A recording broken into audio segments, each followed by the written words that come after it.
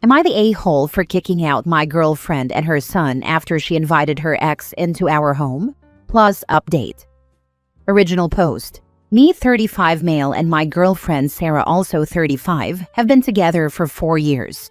She has a son, Nathan, 9 male, with her ex Mark, 36 male. Sarah has full custody of Nathan, with her ex having scheduled visitations 1 weekend of every month. Sarah and Nathan moved in with me a little over a year and a half ago, and, in my perspective, it was a little rocky at first. I've always been pretty protective of my space, so making room for 2 other people was difficult for me. When Sarah moved in with me, we agreed that the visitations for Mark would be held in our apartment as long as I'm home. The main reason I wanted this is because I don't know Mark that well, and I don't want him wandering around our apartment without me there. When we proposed this idea to Mark, he was fine with it. Now moving on to the real issue. 3 weeks ago marked 4 months since Mark's last visit, so I asked Sarah when he was planning on visiting Nathan. My girlfriend replied by shrugging her shoulders and telling me she'd ask. She never followed up. A few days ago, I asked when Mark's next visit was, and Sarah said she'd tell me when she knew. Nathan was in the living room but had apparently overheard us and shouted something along the lines of, "Dad was here last weekend, remember?" Sarah's face immediately dropped, and when I asked what Nathan meant, she wouldn't give me a direct answer. Eventually, she ended up telling me that for the past 2 visits, Mark had been to our apartment when I was working. When I accused her of going back on our agreement, she kept telling me this was her home too, and she could invite whoever she wanted, and that it was fine because she was there and watching. I told her that was beside the point, and that she had violated my trust. It blew up into a huge argument and ended with me telling her to get out of my apartment. She packed up and left with Nathan. Last I heard, she was staying with her parents. I've gotten several messages from both Sarah and her parents, calling me an a-hole for kicking Sarah and Nathan out of their home over something so small. She's even been blasting me on Instagram and Facebook about how horrible I am to do this to her. It's got me thinking I might be the a-hole, but I'm not entirely sure yet. Am I the a-hole? Edit to add, I can see why it's important, but the court order was instituted because Mark has a criminal record. I'm not sure what it's for, as Sarah has never directly told me and I didn't want to push her to tell me. Now for the top comments before reading the update. You are tentatively the a-hole. This is not just your home. Or it wasn't just your home. It was their home too.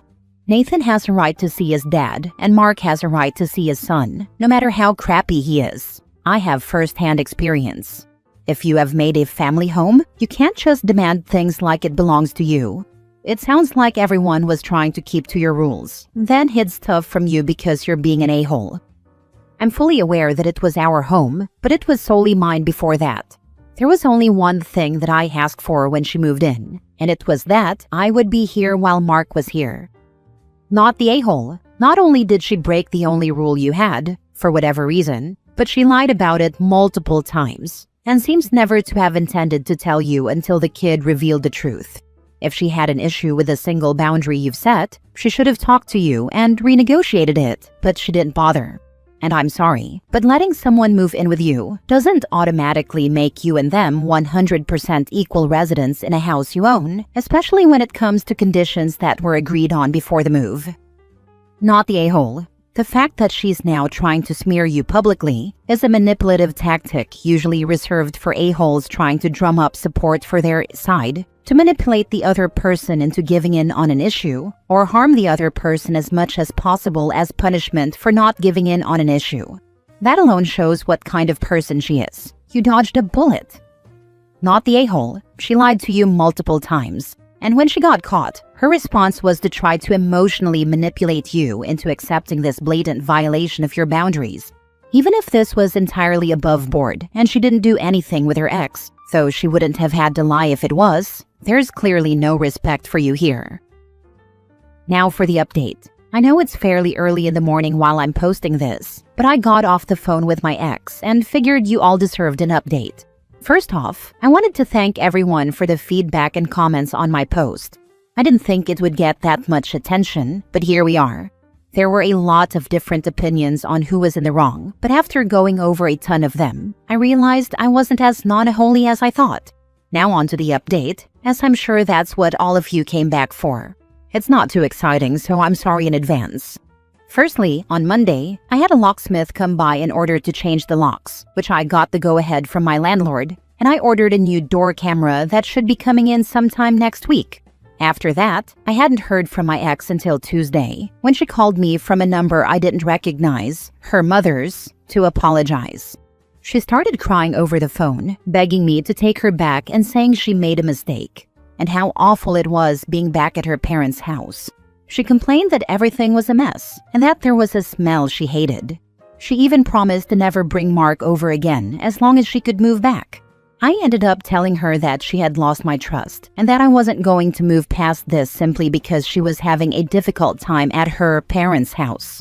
I told her this was her consequence for breaking the one thing I asked her to do when she moved in. When she realized I wasn't budging, it was like a switch flipped. She started screaming at me, using lots of colorful language I won't be repeating here.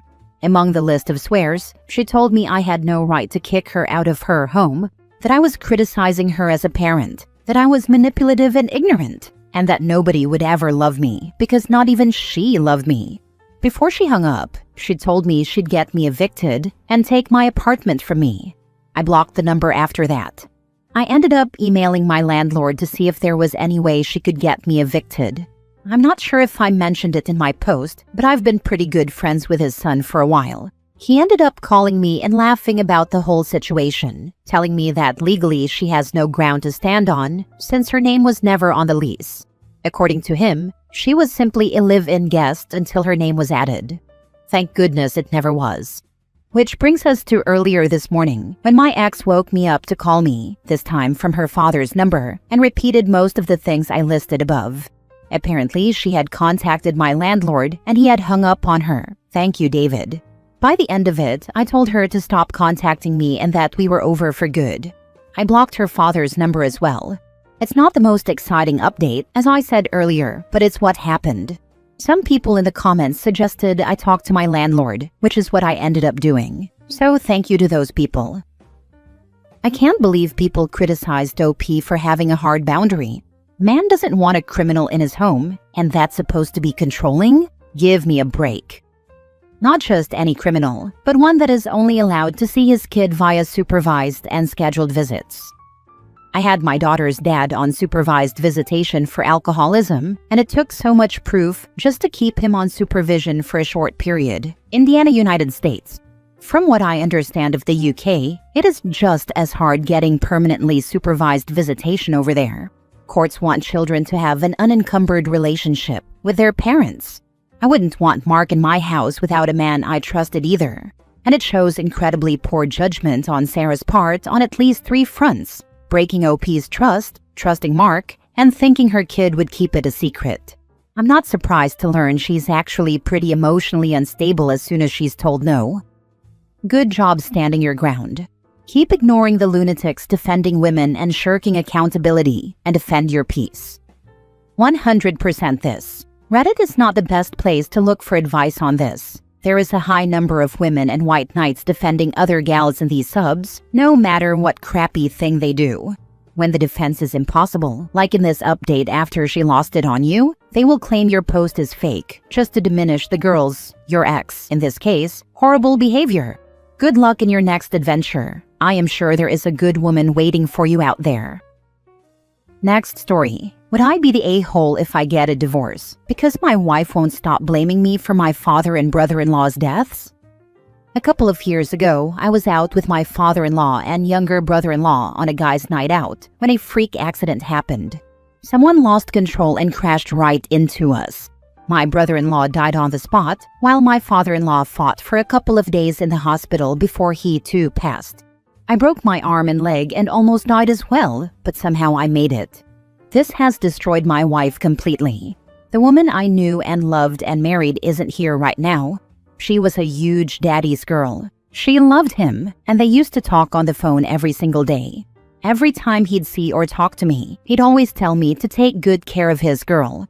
She also loved her younger brother. He was 14 years younger than her, so he was like her first baby. Her mood changes every other day now. Sometimes she's her old caring self, and other times she can't even look at me. She screams and cusses at me all day long and blames me for everything. It's so hard for me because I love them too. I loved her dad more than my own absent father, and her brother was like a little brother to me too. I still see my father-in-law in that car next to me, with blood coming out of his mouth and cuts all over him, and I still see my dead brother in the back.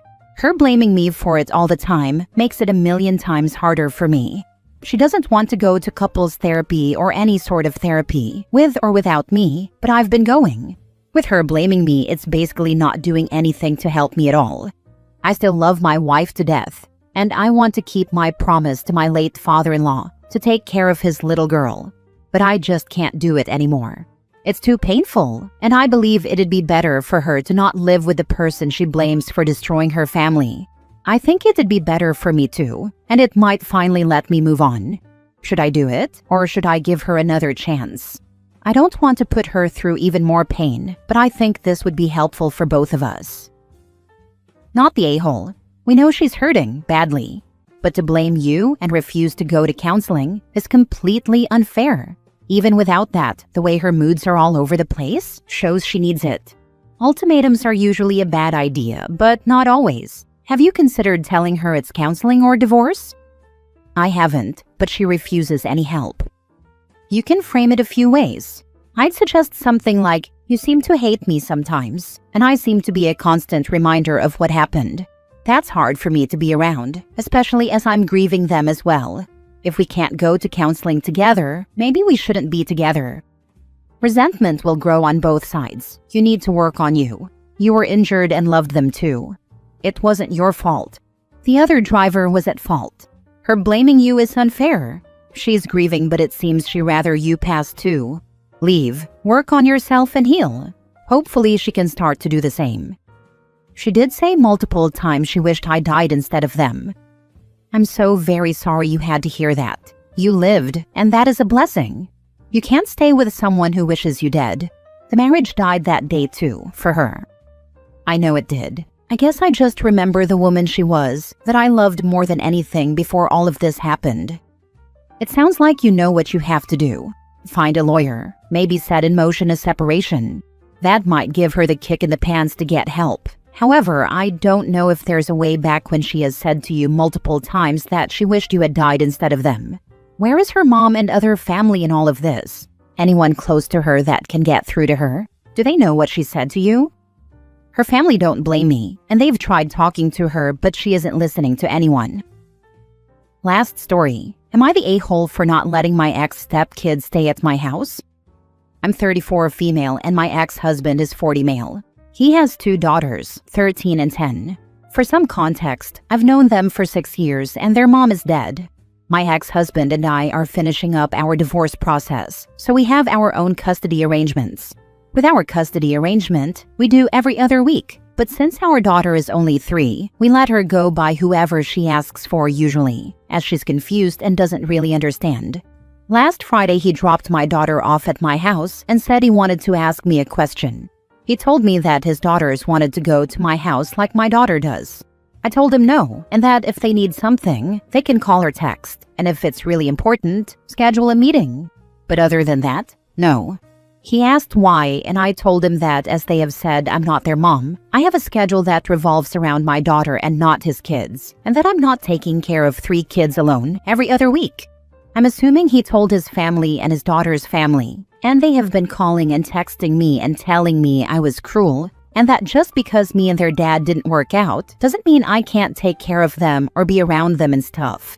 I told them that I offered to do a day out a month with them, and they could have from 9 a.m. to maybe 6 p.m. on a weekend, and they hung up on me because I wouldn't let them stay the night.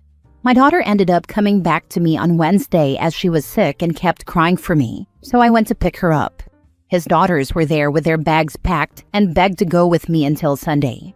I told them no, as I wasn't going to take them to school and make all those stops in the morning. They got upset and started crying, asking why I was being so mean to them, and that their families were right about me and stuff. I told them that they have told me many times I'm not their mother and a whole bunch of other mean and hurtful things, so I'm not about to make my life harder to make them happy. My mom thinks I'm right. and says that even if I did keep them, she wouldn't watch them, as they have been disrespectful to her multiple times. So, am I the a-hole? Not the a-hole. It sounds like your ex-husband is just jealous that you get a week off from parenting every 2 weeks, so he's pushing for his daughters to stay at your place. This is what I suspected too. Dad wants to date again and needs some freedom from kids. Dad is already dating, and she is horrible, or the girls are getting moved from pillar to post so he can be with his ladies. These girls have just learned actions have consequences, and words spoken can't be taken back. Not the a-hole. If the two girls had accepted you as their mom, you would be the a-hole. But if they never accepted you and actively disrespected you and your family, then that would be toxic for everyone, including themselves. I'd bet that your ex is pushing them to do this to punish you, have free time, or both. I feel bad for them, but there's another point to consider. Now that you are divorced, you have no custodial rights or authority, so accepting that arrangement may expose you to some legal liabilities too. Distance is really the only choice. It's time for Dad's family and Biomom's family to step up. Agree OP is not the a-hole. This was developed by the ex. He wants to control you by continuing to have those two young girls in your life. I don't blame you, and good for you for sticking to your original answer. Ex wants a babysitter and someone to share the load of a teen and a preteen. Notice he didn't offer child support but wanted his two daughters 50-50 with OP. So babysitter and saves a lot of money. If he had wanted his daughters to be close to you, he should have been working with them over the previous 6 years and not now after the divorce, when he has to deal with them all the time. As for his relatives, ignore or block them.